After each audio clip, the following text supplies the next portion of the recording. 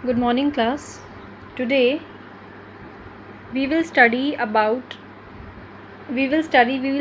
chapter number 9. Up you go. Mountaineering camp. Nehru Institute of Mountaineering, Uttarkashi. So we were at the mountaineering camp and were very excited. 20 of us were teachers from Kendriya Vidyalayas. There were other women from banks and other institutions. तो story में बताया गया है कि ये एक mountaineering camp की जो है बात की जा रही है यहाँ पे कि यहाँ पे कुछ लोग हैं जो कि एक माउंटेनियरिंग कैंप में जा रखे हैं और वो बहुत एक्साइटेड हैं, काफ़ी एक्साइटमेंट है उनके अंदर। 20 हैं जो उनमें से वो केंद्रीय विद्यालय में टीचर्स हैं, वो केंद्रीय विद्यालय स्कूल में पढ़ाते हैं, और बाकी भी काफ़ी जो हैं विमेंस हैं जो कि बैंक और दूसरे इंस्टीट्यूशन से बिलोंग करती हैं। आज जो है कैंप का सेकेंड डे है। In the morning, as I got out of bed and put my foot down, सुबह जैसे ही, तो मतलब जो स्टोरी की नरेटर हैं वो बता रही हैं कि सुबह में जैसे ही उठी, मैं अपने बेड से बाहर आई, मतलब मैं अपने बिस्तर से उतरी और जैसे ही मैंने अपने पैर नीचे रखे, I screamed in pain, मैं दर्द से चिल्लाई काफ़ी। I remembered yesterday's 26 kilometer walk with the heavy rucksack on my back. तो वो कल का दिन याद कर रही थी जब वो 26 किलोमीटर्स चली, वॉक किया उन्होंने, और उनके ऊपर काफ़ी हावी उनके जो बैक है, उनकी जो कमर में एक बहुत ही भारी सामान था कुछ, ठीक है, और उस भारी सामान के साथ उन्होंने 26 किलोमीटर्स जो है वॉक किया है। So I was afraid to go back to that steep climb and the rough narrow path. तो वो कह रही हैं कि मैं अब डर रही थी कि मुझे अब उस स्टीप क्लाइंब, मतलब वो जो मुझे उस ऊंचाई पे चढ़ना नहीं है दोबारा से, और वो जो रफ पथरीला टाइप का जो रास्ता है, मुझे वहाँ दोबारा नहीं जाना। With the tears in my eyes, I started walking slowly towards the room of Brigadier ज्ञान सिंह। मेरे आंखों में कुछ आंसू थे और वही आंसू लेकर के जो है मैं ब्रिगेडियर थे जो ज्ञान सिंह, उनकी तरफ जो है उनके कमरे की तरफ बढ़ी।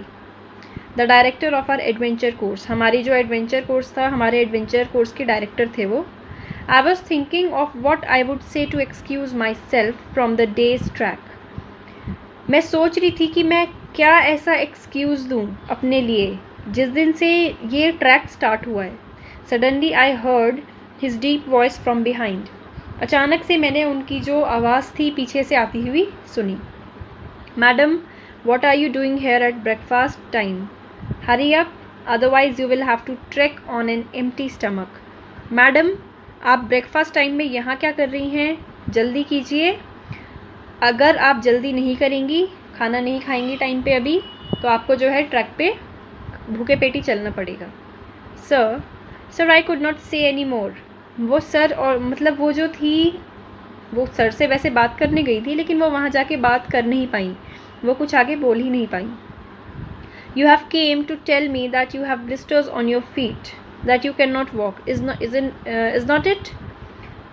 तो जो सर हैं वो उन्होंने खुद ही उससे उन्हें कहा कि आप यहाँ पे मुझे ये बताने आई हैं कि आपके जो पैर हैं, पैरों में छाले पड़ गए हैं और आप चल नहीं सकती। इज़न्ट और नॉट? तो वो कह रहे हैं कि क्या यही बात है कि नहीं? Yes sir. That is nothing new, now get ready quickly. तो जो उनके सर थे उन्होंने कहा कि ये कोई बहुत ही नई बात नहीं है, अब जाओ और जल्दी तैयार हो जाओ। I hung my head and rushed back to get ready. I had just turned when I heard his voice again. Listen madam, you will lead group number 7। मैं जैसे ही उन्होंने मुझे ये बात कही, मैंने अपना सर हिलाया, मैं गई फटाफट से तैयार होने के लिए, और मैं जैसे ही थोड़ा सा आगे गई तो फिर उनकी आवाज़ मैंने दोबारा सुनी और मैं पीछे मुड़ी तो उन्होंने मुझे कहा कि मैडम एक बात सुनिए, आप जो है ग्रुप नंबर 7 को लीड करेंगी, मतलब आप जो ग्रुप नंबर 7 है उसमें सबसे आगे चलेंगी। You will have to help any member who has difficulty climbing the mountain. आपको हर उस मेंबर की जो है मदद करनी है जिसको पहाड़ चढ़ने में दिक्कत होती है। You have already told about the responsibilities of a group leader in the mountains. हम आपको पहले ही बता चुके हैं कि जो मतलब जो माउंटेन में जो लीडर होता है बेसिकली, उसकी क्या क्या रिस्पॉन्सिबिलिटीज़ होती हैं। A big responsibility. I started thinking about what a leader must do. वो खुद सोचने लगी फिर कि एक लीडर को क्या क्या करना चाहिए। Help others in carrying their bags, दूसरों के बैग उठाने में उनकी मदद कीजिए। Let the group go ahead and keep to the last, जो ग्रुप है उसको आगे जाने दीजिए और खुद आपको लास्ट में चलना है। Help those who can not climb properly, जो लोग क्लाइंब नहीं कर पाते प्रॉपरली, ढंग से नहीं क्लाइंबिंग कर पा रहे हैं, उनकी हेल्प कीजिए।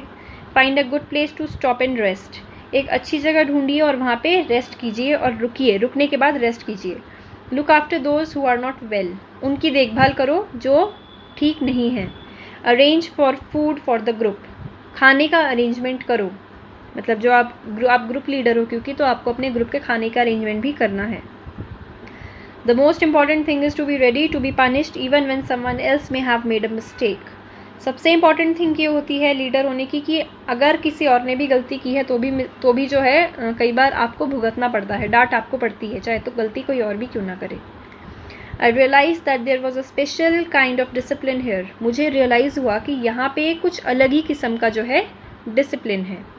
आई wondered whether the camp will still be fun, मैंने फिर भी सोचा कि क्या पता मुझे फिर भी मज़ा आए कैंप में।